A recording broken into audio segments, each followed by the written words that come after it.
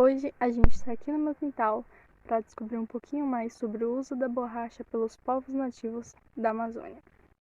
Uso da borracha pelos nativos americanos. O látex extraído da seringueira é usado pelos nativos americanos há muitos anos. Um exemplo disso é que Cristóvão Colombo pode ter sido o primeiro europeu a contemplar tal utilidade, quando encontrou na região do atual Haiti índios praticando um tipo de esporte usando uma bola de borracha, no qual era chamada por esses nativos de caucho. Oi, meu nome é Lucas Garcia Golfeto, sou do primeiro ano A e hoje eu irei explicar sobre o primeiro ciclo da borracha na Amazônia. Então, o ciclo da borracha foi um momento da história econômica e social do Brasil relacionado com a extração de látex da seringueira e comercialização da borracha. Teve o seu centro na região amazônica e proporcionou expansão da colonização, atração de riqueza, transformações culturais, sociais, arquitetônicas e grande impulso ao crescimento de Manaus e Belém. Desde o início da Revolução Industrial, no século XVIII, a borracha passou a ter uma importância grande nas atividades industriais. Indústrias de máquinas e equipamento e outros de bens de consumo sempre usaram a borracha como um dos componentes dos seus produtos. O primeiro ciclo da borracha na Amazônia aconteceu no final do século XIX e no início do século XX.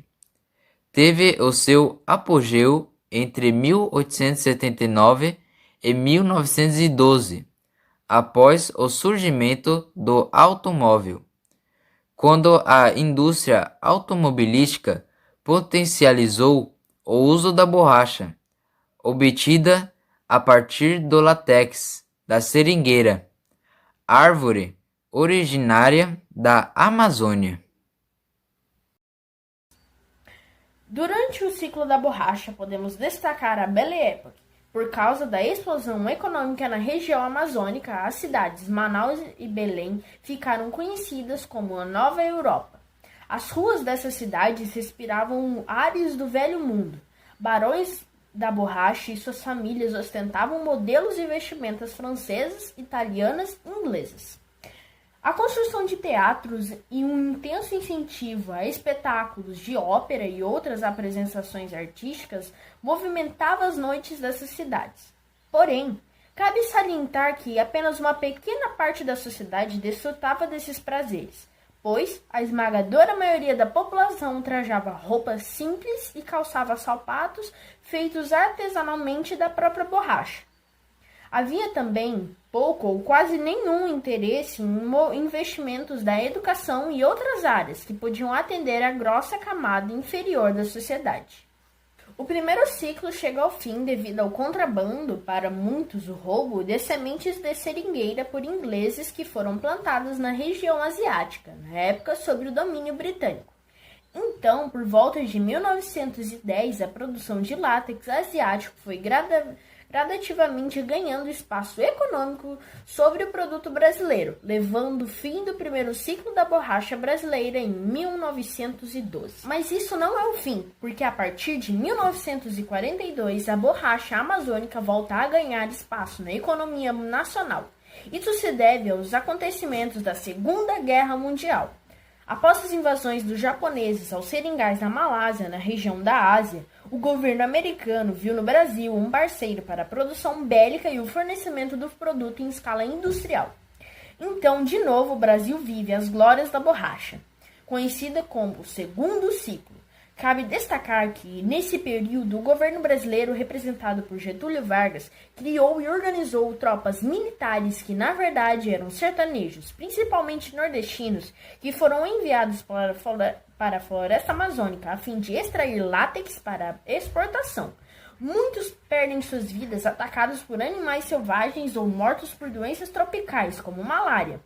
Porém, cumpriram seu papel de lutar, somando as forças aos aliados e derrotando Hitler. Embora se acredite que a grande maioria nem tinha conhecimento suficiente para uma conversa sobre o assunto. Após o fim dos conflitos na Europa, chegava ao fim também com o acordo entre Estados Unidos e Brasil, os heróis enviados à floresta foram esquecidos, cabendo a esses, já ambientados, tirar da selva o seu sustento. Porém, por volta de 40 anos após o fim da guerra, a região da floresta, onde situava a maioria dos seringais produtivos da Amazônia, ganha espaço nos jornais de rede nacional. Agora, esses homens esquecidos e seus descendentes, organizados em grupos, muitos representados pelo sindicalista Chico Mendes, buscam direitos e chamam a atenção para a preservação da floresta. Uma vez que a extração da borracha não agride a floresta nativa e a crescente ocupação de madeireiros e ruralistas, principalmente dos agronegócios, estavam desmatando a selva. Na ocasião, os anônimos esquentaram a ponto de emboscadas e assassinatos assombrar as pequenas regiões urbanas e as vastas áreas florestais. Chico Mendes foi uma dessas vítimas, porém o seu espírito de proteção ainda pendura em ambientalistas e moradores. As lutas não foram esquecidas e algumas vitórias alcançadas como, por exemplo, a criação por parte do governo federal do CMBio, a Organização de Proteção e Conservação dos Biomas Naturais Brasileiros, que não só protege a Amazônia, assim como também os diversos parques e reservas nacionais no Brasil. Como está hoje? Economicamente, hoje não é expressiva a produção do látex nas florestas do norte do Brasil. Grande parte dessa produção está ligada a seringais plantados, mas ainda temos corajosos extrativistas que adentram a selva e com práticas ancestrais extraem dela o ouro da floresta. Essa pequena produção é quase toda comprada por uma indústria estatal que foi instalada no Acre, responsável pela produção de preservativos masculinos e femininos, que são distribuídos pelo Ministério da Saúde de forma gratuita para todo o Brasil.